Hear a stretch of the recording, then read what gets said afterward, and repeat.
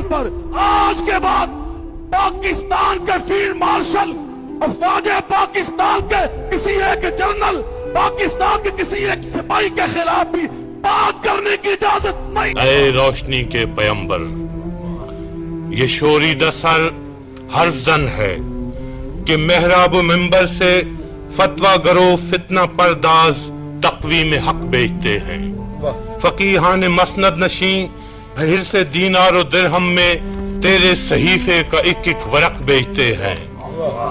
یہ خلق خدا کے لہو کے عوض صرف اپنی جبیں کا عرق بیچتے ہیں، کہ مجھ کو یقین ہے کہ عہد ستم دیر پا ہو تو ہو تا قیامت نہیں ہے۔